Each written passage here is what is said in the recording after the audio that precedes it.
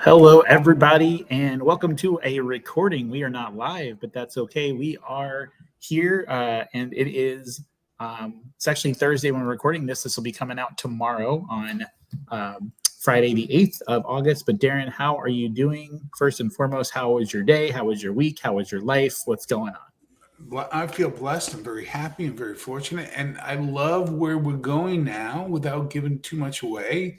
We're going to start with Nolan Ryan. I love this idea you had. And this is great. I'm just so excited. And the day was great. How are you? Very good. Today was productive. I would too much going on the last 3 nights where it was like get off of work, go somewhere. So tonight Mhm. was stayed home. We got to watch some Big Brother. I'm a big Big Brother guy. That's like my one guilty pleasure show. So we sat around and watched. We're 4 episodes behind, so we got 2 of them in right before we went live. So I feel good about that. Catching up on that and just spending some time. Usually I like to go out and do stuff because I'm home all day working. But tonight I was like, I just want to relax. Good for you.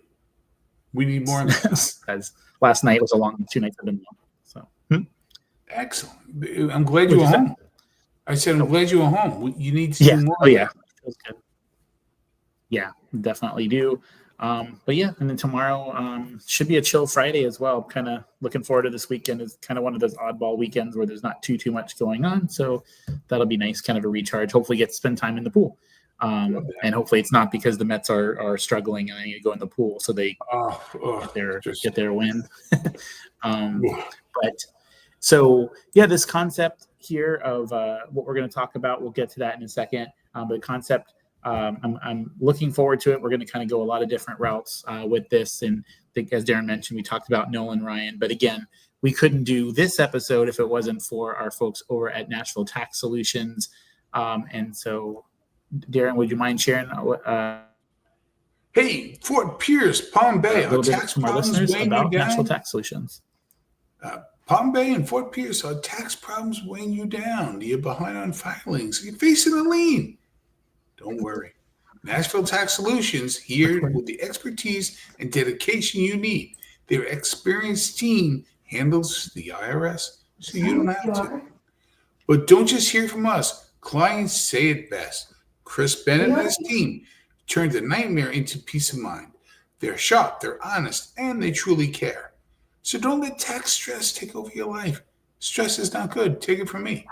Call 855-627-4829. Visit NashvilleTaxSolutions.com or email info@NashvilleTaxSolutions.com today.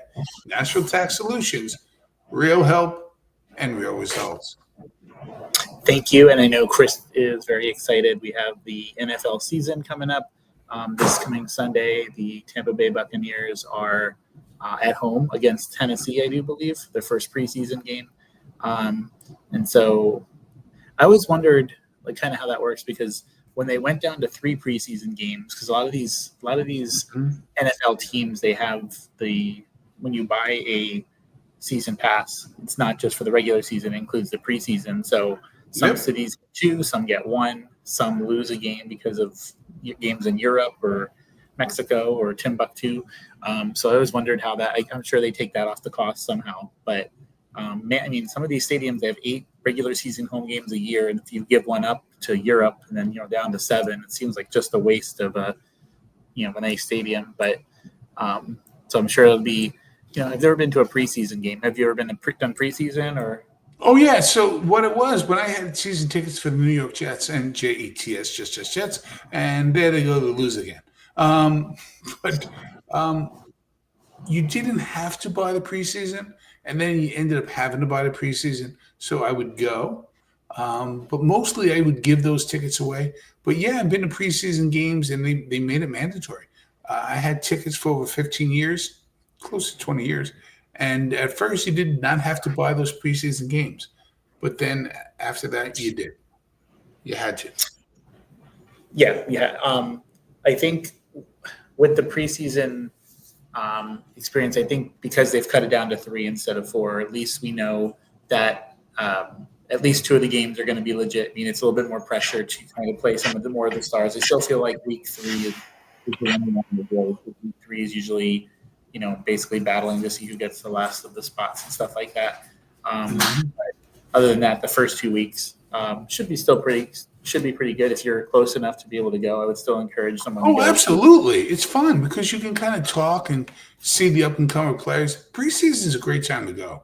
Yep. And, because we always have a good time at spring training, and that takes us to our topic here tonight. We're talking the career of Nolan Ryan, just mentioning some of his highlights and some things that are going to make you just, but I want to ask you first, the first thing I want to mention, do you have, we'll start with the bad because there's not a lot of bad here, but let's talk about the infamous incident with Robin Ventura, putting him in the headlock, and after it was Robin Ventura, he charges a mound, and then the punch, and then the whole debacle happened. What are your memories of that whole incident, and your thoughts on how all that went down? Because probably the one negative on his career, but it's not. It might even. I don't think it was a negative. I think it actually enforced his career. Here's a person in his, mid to early 40s at that time, and he still was so old school. He was like, "No, I'm going to throw this ball at you," and because of whatever happened previously,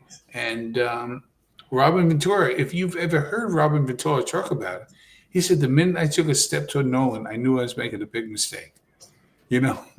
And he was like, "No, for us older people, and listen, Mike, he's your age, right? He was pretty much your age when this happened."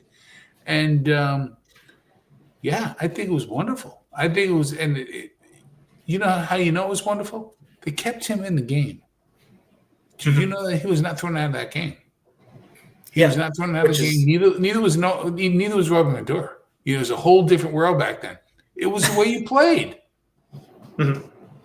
Yep, and there, because back then too, there weren't all these. I'm going to give you a warning. Yeah, it's kind of like the parent who Timothy. If you do that 3 more times, I'm going to get mad at you, Timothy. Like now, that's how it feels like now. It's like, all right, I'm going to give you a warning. If you do it again, if you throw high inside 2 more times, I'm going to say some mean words at you. I guess, unfortunately, it's not his name. But I love that. But now, one thing I thought was really, there's so many things here. I'm going to spit off so many things. And again, feel free to jump in if you have anything else. But I just kind of wanted to just highlight some of this stuff because it's mind-blowing. His jersey number was retired by 3 different teams. Can you name those 3 teams? It was the Texas Rangers, the Houston Astros, and the California Angels. Yes. California Angels were at the time, they played in California, somewhere. Anaheim, that's right. Los Angeles. Anaheim, yes. Yes. And those are that best uniform. That is definitely a unique distinction. I don't think there's anybody else that comes close. But now, how funny is this? He won a World Series with the only team that has not retired his number. And he was an integral part of that, the New York Mets. And he had to save that postseason, right? 5 shutout innings. Unbelievable. In the game that Tommy Agee made those great catches. And he threw a complete game shutout, I believe, against the Braves in the championship series. That, to me, is just as odd as 3 retired jerseys. The one that wins the World Series. Nah, that's all right. We'll move on. And to put that into put things into perspective. So there was a game the other day. The Mets were playing they were getting no hit, and it was the 9th inning, and they decided to throw their pitcher out there again. I think he started the inning at 115 pitches, and he gave up so he got the first out. And we're talking about the pitcher for the Cleveland Guardians. So he gets the first out, and then he gives up the home run. And the manager kind of stalled for a little bit and then said, "You know what? I'm sticking with this guy." And I think he finally gave up a walk, so they took him out. But I think he had like 127 pitches, which you just don't see anymore. And I say that to say this, that back in 1974, not only did Nolan Ryan strike out 19 Red Sox hitters over 13 innings in a 15-inning victory, but he had 235 pitches, according to accounts from the game. And that's absolutely it's absurd. It's crazy, but like it doesn't, like, you could go out there and you could throw like all strikes.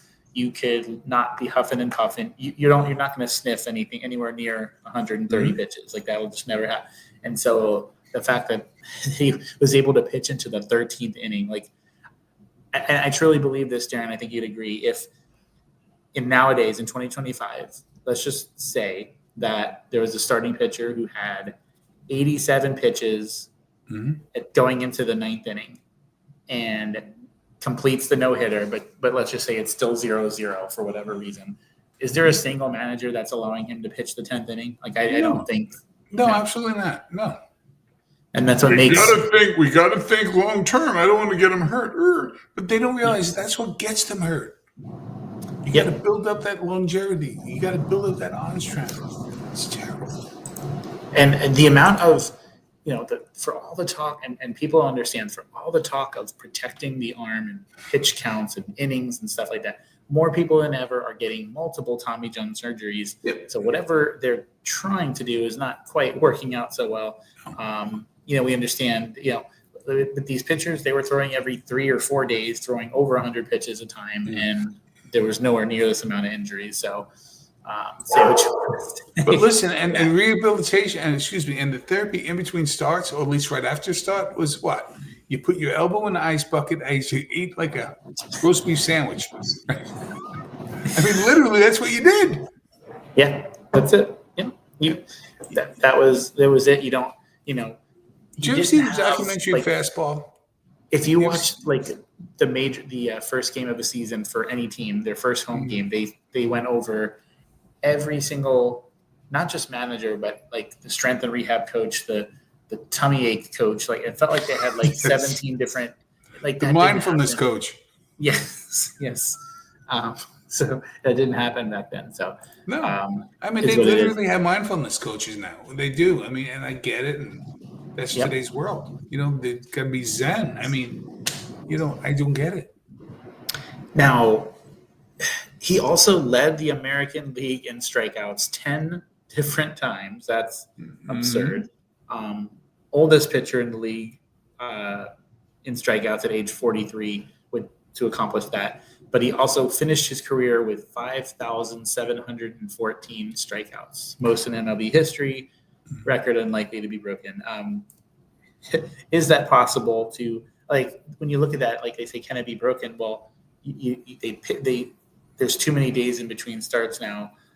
You would almost have to, you would have to be like a Paul Skeens type pitcher and always get run support for 27 years for that to happen, right? Like that's the only way with it.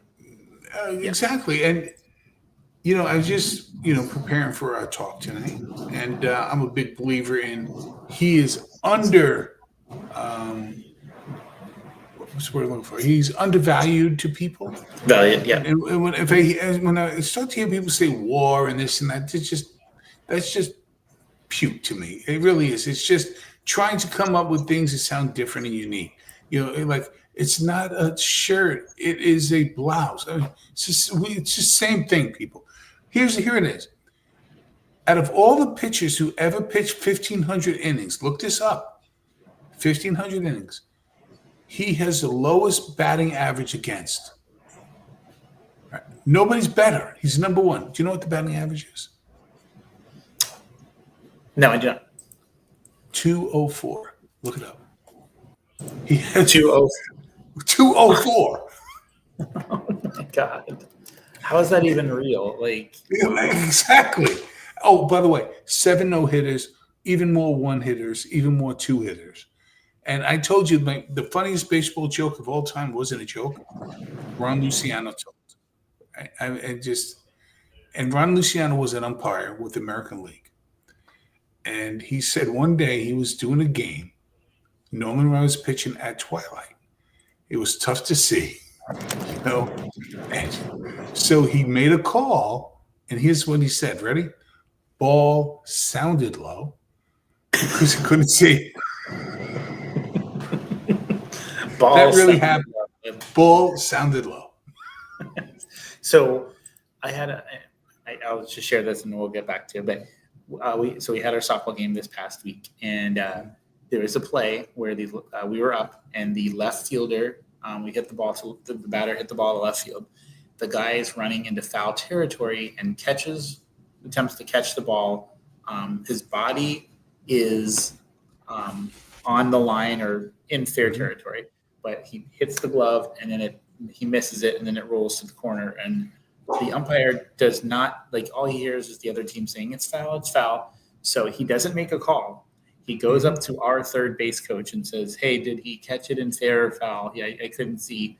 And he's like, "Well, I think he was out, on the line when it hit the glove. He was like directly on the line." And the other team was like, "Oh, he was on the other side of the line." So the umpire says, "Foul ball." And so we're like questioning, like, "Well, wait a minute. If you touch the ball while you're on the line, that's a fair ball." Well, I didn't really see it, so I asked the other team's opinion. Like, that sounds like what that would just Right. it's basically like saying, "I'm not quite sure what to call here." This is definitely maybe. Yeah. So I'm firm in the fact that I'm not sure. Now, but you got to make a call. Yes, you got to at that point. There's so many areas with Nolan Ryan, and this is just a short show just to kind of highlight some of that information. But not only did he have one no-hitter, but he had 7 no-hitters, and he didn't even win all the 7 no-hitters. 3 more than any other pitcher in history. So for those that may not understand, like, how can, and I know the answer, but everybody know, how can you throw a no-hitter and still lose a game? Like, how is that possible? Those that might not understand, because it's a valid question. Well, when you play for teams that are really bad, and the Angels were not a good team, the Mets were not a good team after 73, but he was gone by 71. And that's how, because you give up errors. You just, what's his name? Haddock? He pitched 12 no-hit innings and lost the game 1-0. Harvey Haddock. So it happens. It's unfortunate, but it happens. The man was just unbelievable. That's why his one-loss record isn't as spectacular as it should be, because he played for some lousy teams. Yeah, he played for a long time, 27-year career, tied for the MLB longest in his. Now, I can see that if I'm looking over all the accomplishments, I could see that record eventually breaking, only because there's some people that, and I don't know how much it counts. Like, you look at someone like Wilmer Flores, right? Like, he technically 16 years old, signed with the Mets, right? So So I could see that record maybe being broken at some point, but doesn't mean that anyone's going to have anywhere near the stats as him. But that would probably be the only one.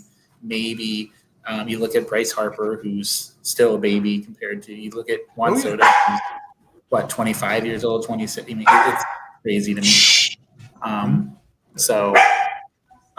But you mentioned the record for the lowest career batting average, 204.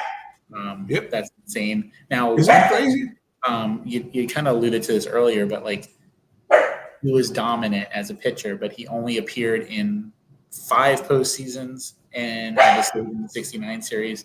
But that blows my mind. Like, someone that dominant just did not have over that long of a career. But if you take that to now with all the wild cards and stuff, that would completely be different. Like, back then, because there was only you had to be the pennant winner. Yeah, you're right. Yeah, definitely. That's a wonderful point. That's why you cannot compare players from different generations. You just can't. The variables are too different. Well, he was only in 3 playoff series. Well, there wasn't the wild card, and it wasn't the playing games, and it wasn't right? I mean, it just was different. So, what I find interesting, like, why can't people throw 250 innings or 224 or whatever the case may be? And then people say, well, that's because they did the drive and drop, and they really threw with their legs, and Tom Seaver and Nolan Ryan. Well, why aren't you still doing that? But obviously it worked. Tom Seaver and Nolan Ryan had no problems with their arms because they threw with their legs. Now, maybe people don't do it because they don't know how to, or because it's hard. I get that. But this, what they're doing to kids today and snapping curveballs at 11 years old, ridiculous.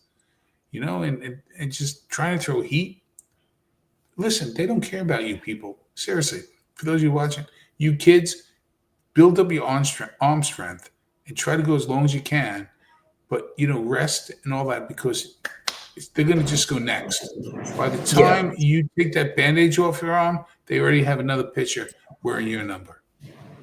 Yep. Now, I want to, we've covered so many highlights of his career, of his long career and stuff. But if you were, I guess this will be my final thought for this short episode here. But if you had the opportunity to sit down with Nolan Ryan, whether it be on this podcast or not, who knows?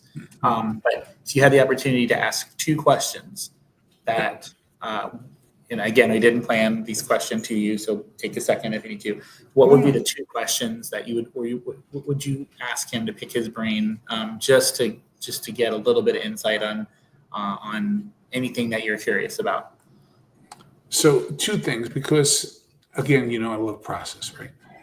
The first one, because I'm a Met fan, was like, when did you know that team was as good as it was? Because I've heard both you and Tom Stevens say that we knew we would beat the Baltimore Orioles because we had better pitching. Like, when did you know? Because you went from like worst to first in like 2-3 years. And he had a big part in that. And he doesn't get enough flowers for that. And the other question I'd ask is, how were you able to do it at such a high level so long? What was your workout regimen? What did you have to sacrifice? How were you able to do it in a time where nobody was doing it past the age of 35? You did it literally over 10 years more than that. Those would be my two questions. What would be yours? Just, I would say one, and it seems like a silly one, but when you're that dominant for so long, is any game less special than the others? Like, are you just trying to, are you just doing it because you enjoy being out there? Or do you get that nervous each and every time you go out there? Or do you get that rush of adrenaline each and every time you go out there or not? Or, because we understand there's going to be lulls, like if you're traveling, back and forth. But for a big game, I imagine you would always show up no matter what. You'd always be, just as excited as you were the first time you took them out. But so I would ask that question. And then two, I would ask, is there anything, we're looking at this resume here, and it's going to be hard to top that if we talked about any other pitcher in future episodes. But what was one item that's missing from this list that you would want on there if it would have been possible? And it might have been a World Series, whatever, but just. But he won one. But I'm just saying, but he won one, right? Yeah. So what I would ask him, again, back to Tom Stevens being a New York Met, right? Loving the Mets, is this, because they were so intertwined. And, Tom got more of the press, and maybe he should have. They both were dominant in equal ways.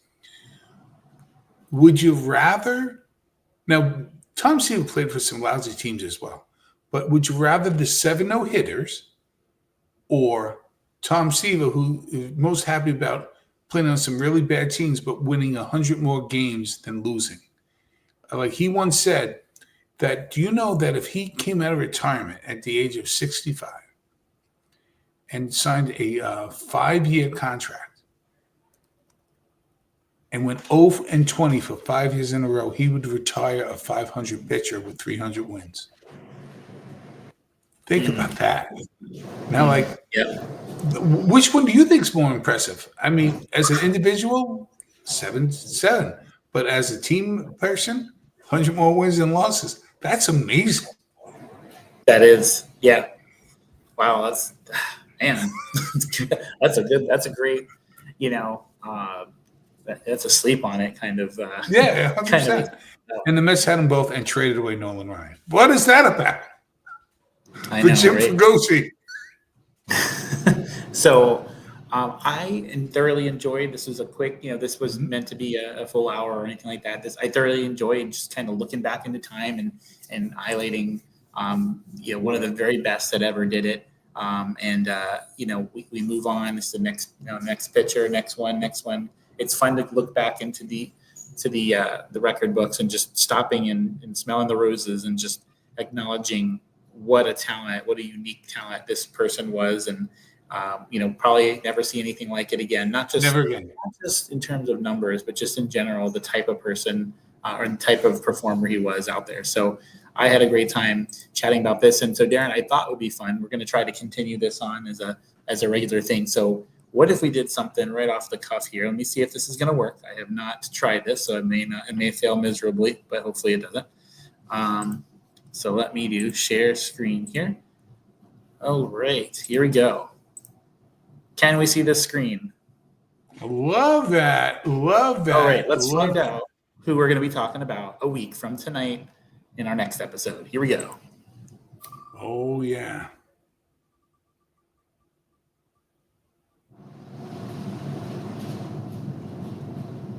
Wow. Okay. Wow. Love that. Love that idea. This is what Mike is, the idea guy. Love everything about this. Yes. That was awesome. Now I just got to remember how to. Oh, wait. Nope. Don't want to do that button. Hold on. Let me. Okay. I'm not sharing anymore. So, okay. That would be a great ending. And then I hit the wrong button and then mess everything. Right. Okay. So there you go, folks. So our very next episode, we'll be. Love that. Be talking about the great Mike Tyson. That'll be a fun one. And it may not just be individuals. It could be, there might be an episode where we talk about the impact of the first game after September 11th, or could be talking about the WNBA as a whole. There's a wide variety here, folks. So continue and make sure you support that by hitting that like button and sharing these videos, because they're not live, so we can watch them at any time you wish. So put your comments. We will read each and every one of them. Thank you so much for joining us for this very first episode of Chatter Time series, talking all things Nolan Ryan's career. And until next week's episode of Mike Tyson, we'll see you around the ballpark. Bye, guys.